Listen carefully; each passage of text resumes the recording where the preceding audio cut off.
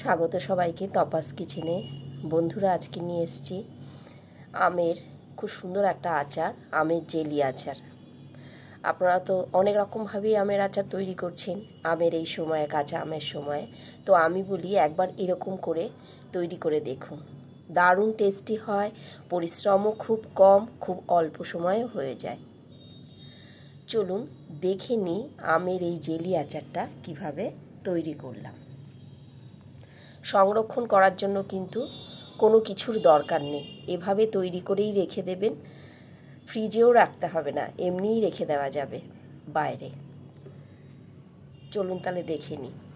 আমি 1.5 কেজি আম নিয়েছি, সেগুলোকে ভালো করে ধুয়ে আমি জলটা ঝরিয়ে নিলাম।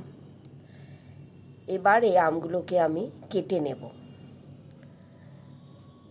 কেটে নেওয়ার সময় সামান্য একটু সবুজ সবুজ অংশ রেখেই কাটবো, যাতে আমগুলো সিদ্ধ হয়ে গেলে একেবারে গলে না যায়, একটু শক্ত শক্ত থাকে।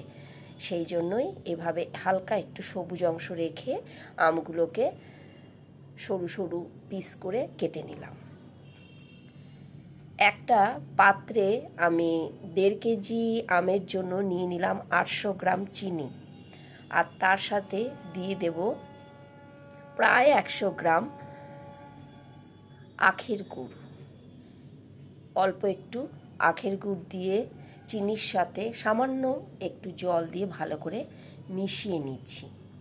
মিশিয়ে নেওয়া হয়ে গেলে আমি আমের টুকরোগুলোকে দিয়ে ভালো করে চিনি আর গুড়ের সাথে মেখে নেব, যাতে মেল্ট খুব তাড়াতাড়ি হয়ে যায় চিনি আর গুড়টা।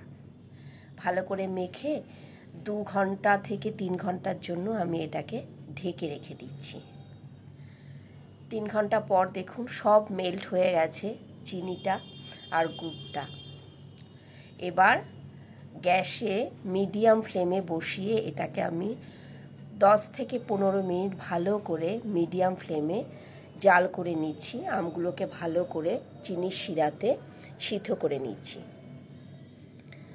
ওদিকে সিদ্ধ হচ্ছে আমটা, আর এদিকে একটা মশলা করে নিচ্ছি।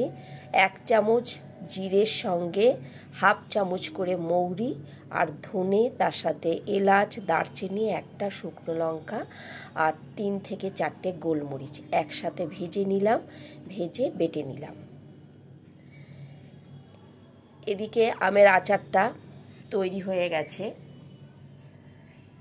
ওপর থেকে দিয়ে দিচ্ছি কেটে রাখা কিছু আমসত্ত্ব, খেজুর আর কিশমিশ। আপনারা আপনাদের পছন্দ মতন যে কোনো ড্রাই ফ্রুট এর মধ্যে যোগ করতে পারেন, খেতে অনেক ভালো লাগবে। ওপর থেকে ভেজে রাখা মশলা দিয়ে দিলাম, আর তার সাথে একটু জায়ফল গ্রেটারে গ্রেট করে দিয়ে দিলাম, ফ্লেভারটা অসাধারণ হবে। ঠান্ডা হয়ে এলে এরকম থিকনেসটা হয়েছে আচারের, এরকমই হবে। এবার যে কোনো কন্টেনারে ভরে এটাকে রেখে দিতে পারেন। হয়ে গেল সুন্দর একটা জেলি আচার আমের। ভালো লাগলে এভাবে করবেন, করে আমাকে কমেন্ট করবেন আপনাদের কেমন লাগলো। চলি, আবার দেখা হবে অন্য কোনো রেসিপিতে আপনাদের সঙ্গে। সবাই ভালো থাকবেন।